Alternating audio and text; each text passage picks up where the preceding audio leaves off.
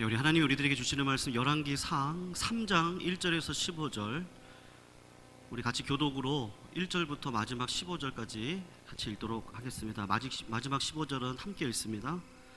1절 제가 먼저 읽겠습니다.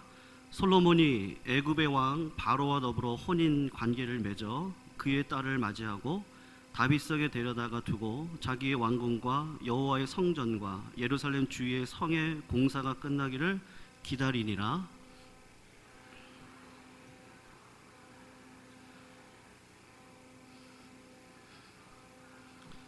솔로몬이 여호와를 사랑하고 그의 아버지 다윗의 법도를 행하였으나 산당에서 제사하며 분향하더라.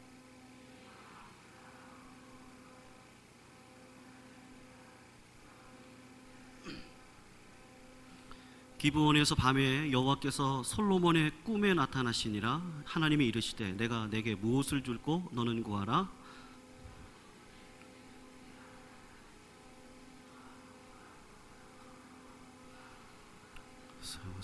주께서 그에게 큰 은혜를 베푸시고 주께서 또 그를 위하여 이 큰 은혜를 주사 오늘과 같이 그의 자리에 앉을 아들을 그에게 주셨나이다.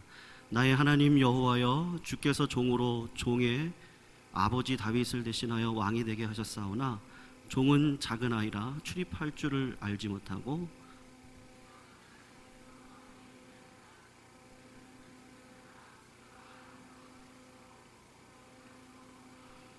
누가 주의 이 많은 백성을 재판할 수 있사오리까? 듣는 마음을 종에게 주사 주의 백성을 재판하여 선악을 분별하게 하옵소서. 이에 하나님이 그에게 이르시되 내가 이것을 구하도다. 자기를 위하여 장수하기를 구하지 아니하며 부도 구하지 아니하며 자기 원수의 생명을 멸하기도 구하지 아니하고 오직 송사를 듣고 분별하는 지혜를 구하였으니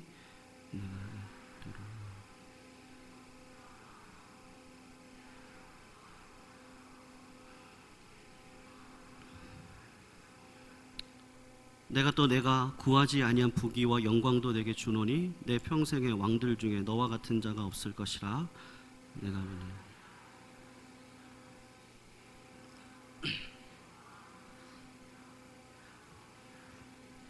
같이 있습니다.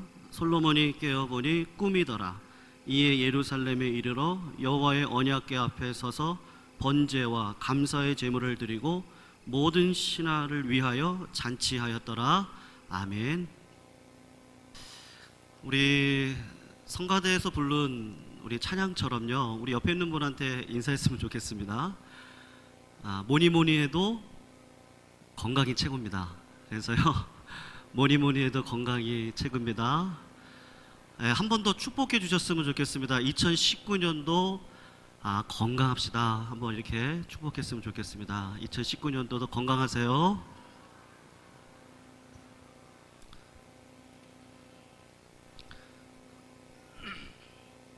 오늘 제 설교 제목이 지금 솔로몬 뭐라고 돼 있죠? 다시 읽기 첫 번째 시간입니다. 우리가 기존에 알고 있는 솔로몬, 그리고 하나님이 말씀하시는 솔로몬, 예수님의 말씀, 우리가 목회자로서 이렇게 연구를 하는 가운데 사실은 어린 시절부터 솔로몬 왕을 들으면 이 존경한 마음이 들고 궁금해하는 마음이 사실은 많이 있었습니다. 그런데 우리 교회가 날마다 새벽 기도 때마다 매일 성경을 가지고 큐티를 하고 설교를 하는데 작년에 우리가 접했던 본문이 뭐냐 하면 열왕기서였습니다. 열왕기서를 우연히 접하면서 연구서적을 찾아보고 공부를 하다가 솔로몬이라고 하는 곳에 딱 이르러서 새벽 설교를 준비하는데요, 솔로몬이 하나님 보시기에 정말로 어떤 왕일까 말씀을 읽고 연구하는 가운데 이 말씀은 교회에다가 꼭 전해야겠다라는 마음이 사실은 많이 생겼습니다. 그래서 이 솔로몬에 대해서 5번 정도 아니면 6번 정도 같이 이야기를 몇 주간 좀 나눠보려고 하는데, 먼저 생각할 게 이겁니다. 솔로몬에 관한 말씀으로 들어가기 전에 이것 먼저 확인하고 넘어가셨으면 좋겠는데, 솔로몬에 대한 평가거든요. 세 가지 평가가 있더라고요. 첫 번째 평가는 뭐냐 하면, 솔로몬이 이스라엘 역사 가운데 가장 지혜롭고 훌륭하고 뛰어난 왕이었다라는 평가입니다. 솔로몬 시대 때 이스라엘 나라 영토가 가장 컸고요, 가장 부국강병했던 때가 솔로몬 때입니다. 그러니까 솔로몬이 조금 부족하기는 한데, 그가 이스라엘 열왕 가운데 가장 경건하고 믿음으로 살았기 때문에 하나님께서 그렇게 축복해 주신 거다. 그래서 솔로몬은 정말 세상 말로 왔다다, 대단하다, 그런 견해가 하나가 있고, 두 번째 평가는 그렇지 않다. 솔로몬이 훌륭한 왕인 거는 맞는데, 그 인생을 반으로 전반부와 후반부로 나눠서 믿음을 떠나서 책망을 많이 들었던 때가 언제냐, 전반부에는 하나님의 말씀을 잘 들었던 사람인데, 후반부에 와서 주님의 말씀을 떠나서 타락한 인생을 살아갔던 왕이다. 그런 평가가 하나가 있고, 마지막 관점은요, 솔로몬이 처음부터 끝까지 훌륭한 왕이 아니라고 하는 관점입니다. 솔로몬이 처음부터 끝까지 잘한 것과 잘못한 것이 섞여 있는 거죠. 그래서 결국은 하나님께서 잘못한 것들에 대해서 더 많이 힘을 실어서 하나님 보시기에 악을 행했던 왕이다. 솔로몬에 대한 세 가지 관점이 있는데, 성도님들은 어떤 관점에서 솔로몬을 보셨나요? 첫 번째 관점, 솔로몬은 처음부터 끝까지 믿음 있고 훌륭한 왕이다. 두 번째, 솔로몬 전반부에는 잘 믿었는데 후반부 때는 잘 믿지 않았던 왕이다. 세 번째는요, 아니다, 처음부터 끝까지 악한 왕이었다.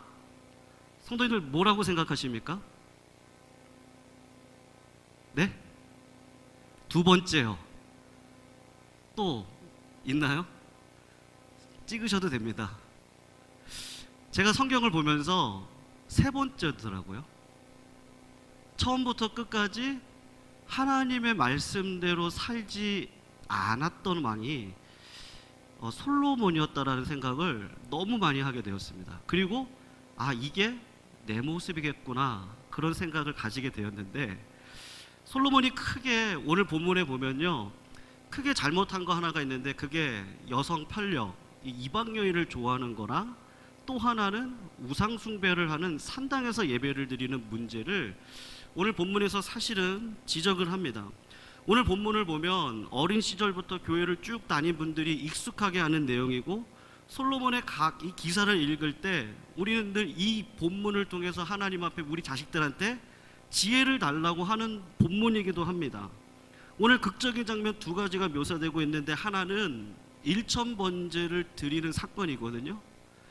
역대기를 보면 1000마리의 양과 염소를 드렸다라고 합니다. 그러니까 1000일 동안 제사를 드린 게 아니고 1000마리라고 하는 문해적인 표현으로 하나님 앞에 전심을 다해서 예배를 드렸다라고 하는 표현을 하고 있습니다. 근데 한국 교회가 이것을 잘못 오용을 해서 1000번째 헌금을 드리는 교회도 있습니다. 그래서 헌금 넘버링을 하는 거죠.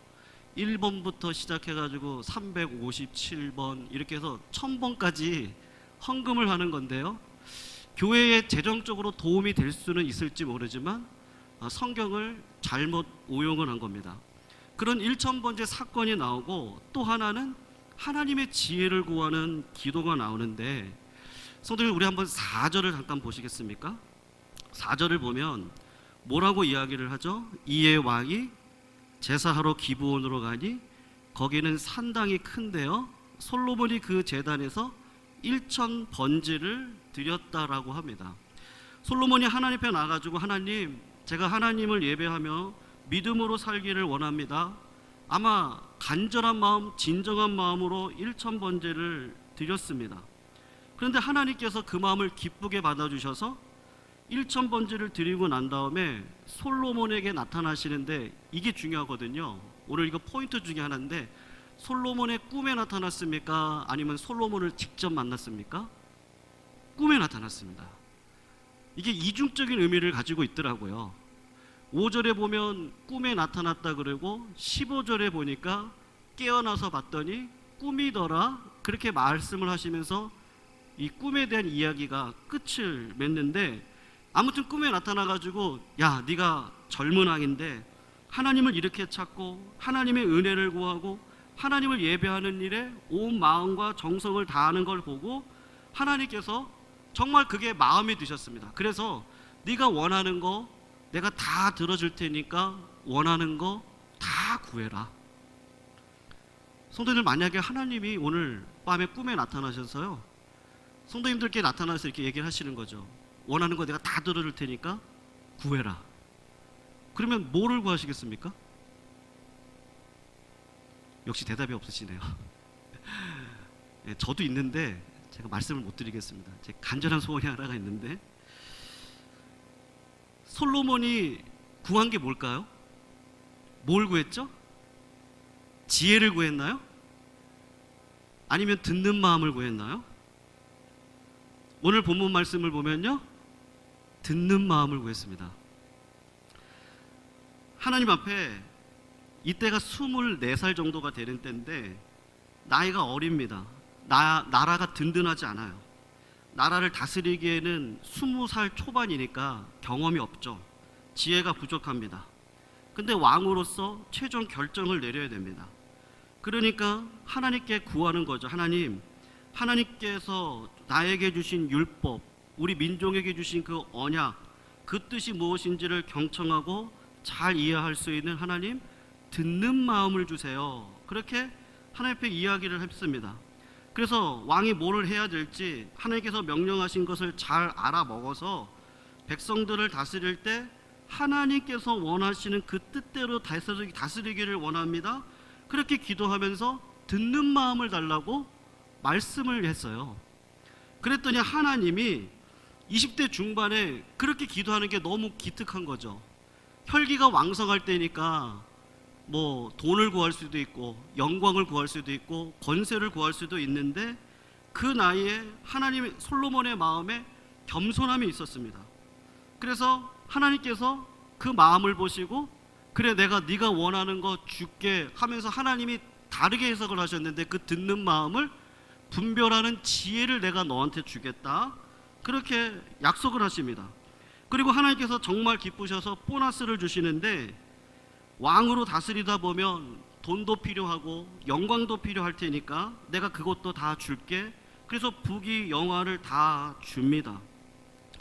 성도들, 여기까지만 보면요, 솔로몬의 통치 시기를 이야기를 하면서 여기까지만 보면 솔로몬이 참 겸손하고 신앙에 열심히 있고 하나님께서 기뻐하시는 마음을 가지고 나라를 다스리고 있는 것처럼 우리 눈에 비춰집니다. 그런데 솔로몬의 삶을 들여다보는 열왕기 저자는 솔로몬이 처음부터 아무 문제가 없다가 나중에 타락했다든지, 아니면 처음부터 문제없이 이런 왕이 없다든지 그런 이야기를 하고 있지 않습니다. 솔로몬이 처음부터 좋은 점과 위험한 점을 함께 가지고 있다라고 말씀을 하고 있는데, 오늘 우리가 읽었던 3장 1절에서 15절까지 말씀을 살펴보실 때 솔로몬이 이렇게 하면 되나? 이거 안 되는데 염려되는 부분이 어디에 있을까요? 1절부터 있더라고요. 1절을 한번 보시면요, 솔로몬이 애굽왕 바로와 더불어 혼인관계를 맺어서 그의 딸을 자기 아내로 맞이하고 솔로몬은 이집트 바로의 사위가 됩니다. 이때가 언제냐 하면 제가 아까 말씀드렸지만 20대 초반이에요. 20대 초반에 열왕기 저자는 솔로몬이 처음부터 하나님의 백성을 다스리는 왕으로서 해서는 안 되는 일을 지금 지적을 하고 있는데, 이집트 바로의 사위가 되는 겁니다. 왜냐하면 정치적인 목적 때문이죠. 정치적인 안정을 얻고 정치적인 세력을 확보하기 위해서 하는 건데, 솔로몬 저자가 초반부터 하나님을 향한 열심이 있습니다. 헌신이 있어요. 그런데 그 헌신과 희생의 반대편에는 뭐가 있냐면, 하나님의 주권을 의지하지 아니하고 내 계획과 내 뜻대로 세상 방법대로 이 나라를 움직여 보겠다고 하는 마음을 가지고 있는 겁니다. 이게 처음 그냥 실수가 아니고 지속적으로 그런 일들이 진행이 되어지는데, 열왕기상 11장 1절을 보면 이렇게 말을 하는데요. 솔로몬 왕이 바로의 딸 외에 이방의 많은 여인을 사랑하였으니 모압 여인, 암몬 여인, 에돔 여인, 시돈 여인, 헷 여인을 사랑했다라고 합니다. 그러니까 솔로몬에게 이방 여인이 몇 명이 있냐면요, 바로의 딸까지 치면은 6명이 있는 겁니다. 6명의 이방 여인인데, 더 놀라운 사실은 뭐냐 하면 열왕기상 11장 3절을 가면요, 우리가 아마 알 겁니다. 왕의 후궁이 몇 명이에요? 700명이고요. 첩이요? 300명입니다. 1000명의 아내를 솔로몬이 두었습니다. 후궁이라고 하는 것이 정치적인 동맹을 맺기 위해서 맞이하는 게 후궁인데, 하나님께서 이 나라를 굳건히 지켜주실 겁니다. 말씀대로만 살아가면 주님이 이 나라 지켜주실 겁니까? 지켜주실 겁니다. 그런 믿음으로 모든 것들을 행해 나가는 게 지혜인데, 그런데 놀랍게도 하나님 앞에 듣는 마음을 구하면서요, 그것을 하나님의 지혜를 주시겠다고 말씀하시는데, 그의 실제적인 삶에는 지혜가 아니라 이방 여인을 쫓아가는 삶을 살고 있더라고 하는 거죠. 결국 이것으로 말미암아 나중에 솔로몬의 아들인 르호보암 시대 때에 이스라엘이라는 나라가 두 나라로 갈라지거든요. 근데 르호보암이라고 하는 아들의 어머니가 누구냐 하면 열왕기상 14장 21절인데 이렇게 말을 합니다. 솔로몬이 죽고 난 이후에 르호보암이 왕이 되었는데요, 그의 나이가 41살입니다. 그런데 르호보암의 어머니의 이름이 나아만데, 그 어머니의 출신이 어디냐면요, 암몬 사람이라고 말을 하는 겁니다. 하나님의 나라를 통치하고 이끌어갈 후계자를 정하는데, 그 후계자가요, 신앙은 본대로 하잖아요. 어머니의 신앙을 반드시 닮아가게 되어 있습니다. 아들은 어머니가 위기 때 기도하면 아들도 위기 때 기도합니다. 어머니가 위기 때 찬양을 하면요, 그것이 비춰졌기 때문에, 내 눈을 통해서 심성 가운데 비춰졌기 때문에 나중에 나이가 들어서 그때 그 어머니의 이미지를 기억하고 기도합니다. 근데 르호보암이라고 하는 아들이 엄마가 누구냐면 암몬 여인입니다. 이방 신을 숭배하고 있는 엄마의 모습 속에서 기도의 모습뿐만 아니라 하나님의 지혜에 관련된 모습은 단 하나도 볼 수 없었어요. 하나님의 법을 따라서 판단하는 그런 믿음, 지혜로운 마음을 솔로몬이 달라고 하는데, 오히려 지혜롭지 않게 이방 여인을 아내로 맞이하고 있는 삶을 처음부터 살아가고 있는 거죠. 열왕기 저자가 솔로몬의 초창기 참 아름다운 모습을 오늘 본문에서 보여줍니다. 예, 맞아요. 그런 모습이 있습니다. 일천번제를 드리고 하나님 앞에 간절히 나아가는 열심, 경건이 있습니다. 하나님, 저에게 다른 거 다 필요 없어요. 하나님의 그 듣는 마음, 하나님의 마음을 좀 주세요. 그 지혜의 마음을 주세요. 그런 그런 지혜가 필요합니다. 그렇게 보시기에, 하나님 보시기에 경건한 마음이 있는데, 솔로몬의 또 다른 마음속에는 뭐가 있느냐면, 자기의 정욕과 욕심을 따라서 현실적인 이익과 판단을 따라 살려고 하는 마음이 솔로몬의 통치 초기 시절부터 있었다고 하는 거죠. 첫 번째 잘못입니다. 열왕기서 기자가 또 하나의 잘못을 이야기를 하는데, 3장 3절 말씀을 한번 읽어볼까요? 우리가 졸려올 수 있으니까요. 3절 같이 한번 읽어보겠습니다. 3절입니다. 시작. 솔로몬이 여호와를 사랑하고 그의 아버지 다윗의 법도를 행하였으나 산당에서 제사하며 분향하였더라. 여러분, 3장 3절은 바로의 딸과 결혼했다는 것을 지적하는 것과 동시에 열왕기 저자가 솔로몬 왕이 하나님께 명령한 그 하나님 법궤를 두는 그 이름을 둔 곳에서 제사하고 예배드리는 것을 청종하지 아니하고 일천번제를 드리는데 구태여 솔로몬이 무슨 이유인지는 모르겠는데요, 우상을 섬겼던 큰 산당이 있던, 그러니까 아마 많은 사람들이 모일 수 있는 곳이겠죠. 그런 많은 사람들이 모일 수 있는 곳에 가서 굳이 일천번제를 드렸습니다. 이게 왜 중요하냐면, 왜 이스라엘이 망했죠? 성도들, 왜 이스라엘이 망했습니까? 우상 숭배 때문에 망했거든요. 산당에서 우상 숭배를 끊지 못해서 하나님이 그것 때문에 이스라엘을 망하게 했습니다. 열왕기나 역대서를 계속 읽어보시면 모든 왕들이 다 개혁을 합니다. 개혁을 하는데 히스기야 왕과 요시야 왕만 빼놓고 산당을 제거를 하지 못해요. 히스기야하고 요시야 왕만요 그 산당을 다 제거를 하고 나머지 왕들은 개혁을 한다고 하는데 산당만큼은 개혁을 못한 겁니다. 왜요? 왕인 솔로몬이 자진해서 산당에 가서 예배를 드립니다. 왕이 그렇게 하니까 신앙은 본대로 하니까 왕이 하니까 백성도 따라하는 거예요. 그게 10년이 되고 20년이 되고 100년이 넘어가니까 나중에 위대한 두 왕이 나와서 산당을 다 없애도 또 생기는 겁니다. 그 우상 숭배 때문에 이 솔로몬이 처음에 시작했던 이 산당에서 예배 때문에 이스라엘이라는 나라가 바벨론의 포로로 노예로 잡혀가는 일들이 벌어지고 말았거든요. 그렇다면 이런 의문이 들지 않으세요? 그러면 하나님이 왜 솔로몬의 꿈에 나타났을까요? 왜 나타났을까요? 솔로몬이 분명히 잘못했는데 왜 지혜를 주셨죠? 앞뒤가 안 맞잖아요.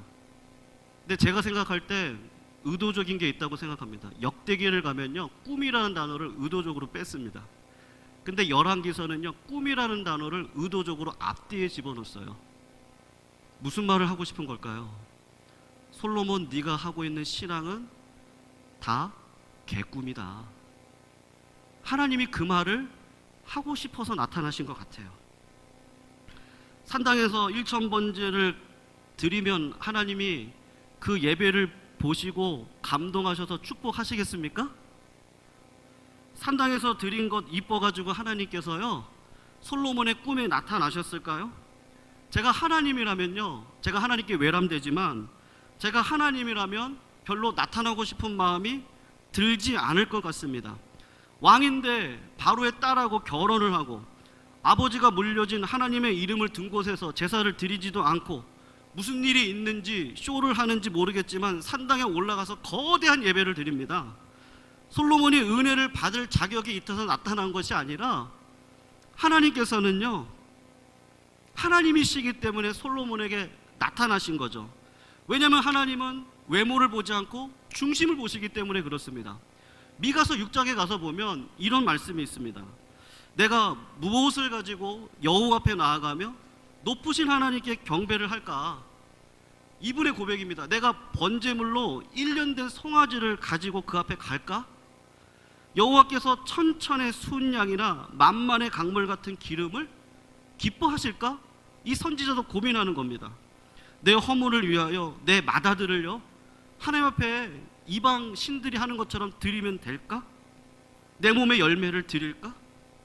그러다가 고백하는 게 사람아 주께서 선한 것이 무엇임을 내게 보이셨나니 여호와께서 내게 구하는 게 뭐지? 생각을 하고 응답받은 게 뭐냐면요 오직 정의를 행하고 인자를 사랑하고 겸손하게 내 하나님과 함께 행하는 거가 아니겠느냐. 1000번제에서 열왕기 저자가 지금 하고 싶은 말도 그 말입니다. 1000번의 제사를 드린다고? 그거 안 받습니다. 미가서에서도 하고 싶은 말이 그래요. 너 몸을 드린다고 할지라도 그래 네 몸의 헌신을 드린다고 할지라도 그거 받지 않겠다는 겁니다. 하나님께서 1000번제를 드리는 어리석은 솔로몬에게 여전히 산당에서 예배를 드리고 있고 여전히 이방 여성 편력을 가지고 있는 그런 음란한 솔로몬에게 하나님께서 나타나신 이유는 다른 이유가 아니고요 하나님의 아버지이기 때문에 나타나는 겁니다. 솔로몬은 내 자식이에요. 이스라엘 백성들은 내 자식입니다. 너희들은 내 백성이 될 것이고 나는 너의 아버지가 될 것이다. 하나님은 그 언약의 관계 속에서 이스라엘을 늘 긍휼한 마음으로 늘 살펴보고 계셨죠. 솔로몬 왕이라고 해서 모든 것들을 다 완벽하게 지키지 않는 그 모습을 보시고 하나님은 마음이 아프셨습니다. 그러니까 우리가 알고 있듯이요 1000번제를 드려서 감동했기 때문에 나타난 게 아닙니다. 그가 겸손한 마음이 있었기 때문에 맞아요 그것 때문에 나타날 수 있어요. 그런데 하나님께서 진짜 원하시는 것은 왜 나타났느냐 하면 그런 예배 때문에 그런 번제 때문에 그런 마음 때문에 나타난 것이 아니라 내가 이 아이를 똑바로 키워보고 싶은 거예요. 그래서 나타나셨어요. 나타나셔서 그 아이를 축복하죠. 부모의 마음이죠. 내가 너 지혜 줄게. 똑같죠. 내가 너 옷 입혀줄 거야. 내가 너 먹고 싶은 밥 내가 다 해줄게. 학교 가기만 해. 내가 등록금 다 해줄게. 머리를 잘라서라도 해줄게. 그게 부모의 마음이죠. 그 부모의 마음으로 그래 내가 분별력 있는 지혜 너한테 줄게. 근데 하나님이 하나 훈계를 하시는 거죠. 14절을 보시면 이 말이 하고 싶어서 나타나신 겁니다. 내가 만일 내 아버지 다윗의 행한 같이 내 길로 행하며 내 법도와 명령을 지키면 내가 또 내 날을 길게 할 거야. 무슨 말씀이시죠? 하나님께서는 솔로몬에게 그가 구한 것도 주시고 구하지 않은 것도 은혜로 주시고 난 다음에 하나님께서 솔로몬에게 지금 경고하는 겁니다. 솔로몬, 내 아들아, 너 그런데 그렇게 살면 안 돼. 이방 여인을 취하고 살면 안 되고 산당에서 예배드리는 걸로 내 마음을 취하려고 생각하면 안 돼. 신명기를 통해 명령한 모든 명령을 왕으로 지켜라. 그러면 내가 더 큰 축복을 할 것이다. 왜요? 신명기 17장에 가면은 왕으로서 해지 말아야 될 일들이 있습니다. 첫 번째가 아내를 많이 두면 안 됩니다. 두 번째가요, 은금을 많이 두면 안 됩니다. 세 번째가 말을 많이 두면 안 됩니다. 근데 이미 벌써 여자를 많이 두기를 마음속에 품었어요. 하나님은 다 아시는 거죠. 앞으로 그가 가지고 있는 지혜를 통해서 하나님의 뜻대로 나라를 이끌어가는 게 아니라 오히려 금을 더 사오는 일에, 말을 더 사와서 나라를 더 평안하게 하는 일에 이 솔로몬이 그 일을 할 거를 알았기 때문에 하나님께서는 자식을 사랑하는 마음으로 나타나셔서 이 14절의 말씀을 경고하고 싶은 거죠. 그러니까 솔로몬은 개꿈을 꾼 거고 하나님은 그 꿈을 통해서 진짜 지혜가 뭔지를 솔로몬에게 보여주시는 거죠. 내 말대로 내가 다윗 아버지 너한테 줬던 그 법도를 너도 지키고 살아가면 더 큰 복을 줄 거야. 아버지의 마음을 전하고 싶어서 솔로몬의 꿈에 우리 주님이 나타난 겁니다. 사랑하는 성도님들, 열왕기서의 저자는요, 솔로몬이 하나님께 간절히 구했던 것, 하나님의 말씀을 듣는 마음이라고 분명히 밝혔습니다. 경청하는 마음이고 순종하고 지혜로운 마음을 구했습니다. 그런데 열왕기 저자는 솔로몬의 제일 큰 문제가 뭐냐 하면 그의 마음이라는 거죠. 그의 마음이 전심을 향하고 있는 게 아니에요. 말 따로 행동 따로인 겁니다. 성경은 뭐라고 얘기하죠? 무릇 지킬 만한 것보다 내 마음을 지켜라. 그 마음에서 생명이 난다.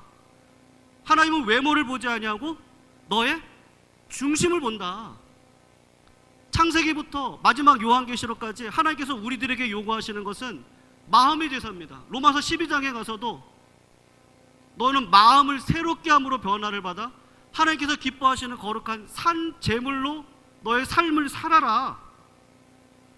그의 마음이 하나님의 지혜를 따라 살지 않으니까 하나님이 아버지의 마음으로 그에게 나타나셔서 진짜 지혜가 뭔지 아니?